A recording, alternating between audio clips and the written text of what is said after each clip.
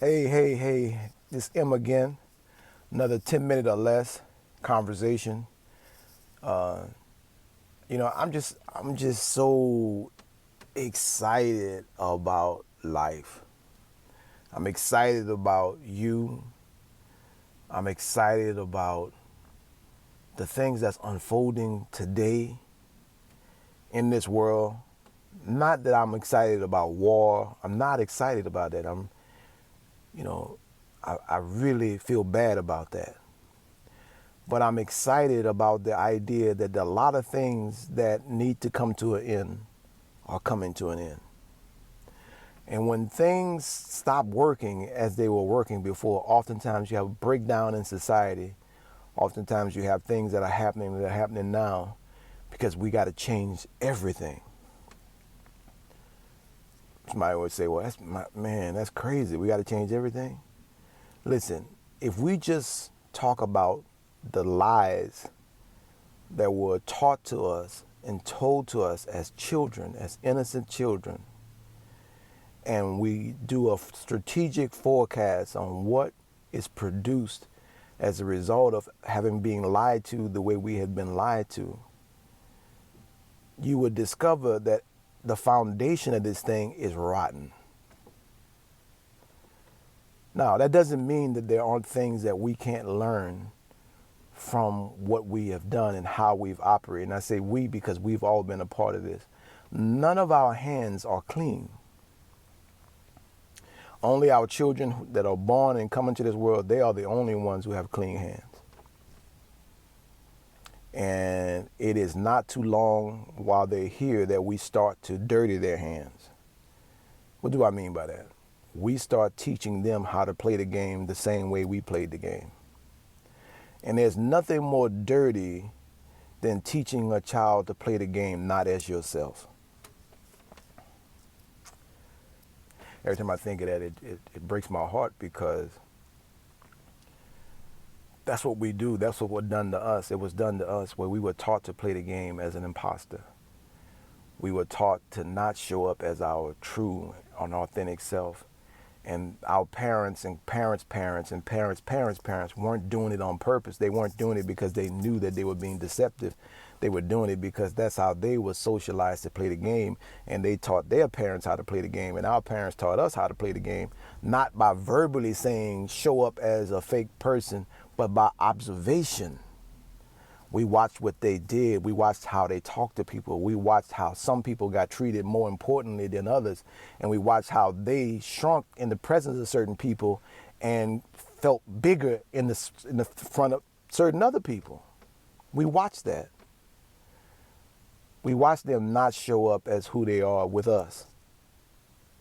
So this whole world has been based on foundations of really rotten, toxic beliefs about ourselves and about others, because we can't walk around with feeling and thinking and being ashamed of who we are without transmitting that shame to others. Even the person who plays the character of the pessimist transmits that toxicity to others. The pessimist is really trying to survive disappointment. That's the reason why most people become the pessimist, because they've been so disappointed so often in life as a child, until to protect themselves, they take the role of the pessimist on to prevent themselves from ever having a hope about anything, so that they won't have to experience the pain of disappointment that they've felt. And when they were disappointed, they were ashamed about the disappointment. I remember being so disappointed and ashamed for even having the hope. My dad told me he was going to buy me a car my first year in college. Promised me he was going to buy a car. And when the time came, the time that he gave me that he was going to be purchasing the car, he told me he never said that to me. I never told you I was buying you a car. Can you imagine for a second, I'm getting ready to go to college. First one to go to college in my family. And I feel inside of myself there's some sense of reward that, it would be nice to be able to have a car. And my dad said he was going to buy me a car, and I got so excited inside. I was so excited. Now, up to that point, I had been disappointed a lot. I had been disappointed a lot as a child. I had a lot of disappointment, and it's just miraculous that I didn't choose the pessimist character to play myself. I chose the hero because of my two brothers. I chose the hero because I made up my mind. I made the decision that I had to play this character, not for myself, but to help to make sure that my two brothers got out of the condition that I saw us in. So because of them, I took on the role of the hero. And not to, lose a story about my dad, but I would do things that they would never know anything about, because anytime I did anything that I thought was questionable, I did it away from them. Because I didn't want my two brothers to see an example of anything from me other than a hero, which meant I put a lot of pressure on myself. When I went off to college on a football scholarship, I remember friends and classmates and teammates saying to me, "Man, you walk around like you mad at the world." I didn't see it. I didn't see the anger, the resentment on my face, but it was all over my face. I had been suppressing so much of myself to play that role, because in that role, I couldn't make any mistakes. I had to be what I thought would be like close to perfect. I would have to get everything right, make the right grades. So when I got to college, even though in high school I was only a C student, barely a C student, which allowed me to be able to sign the scholarship to go to college. But when I got to college, I had really developed into that role of the hero. Hero on the football team in high school, and I go off to college, I'm going off as the hero. So my grades went from C to Dean's List. I became a Dean's List student in college. I had to do everything right. I had to do everything perfect.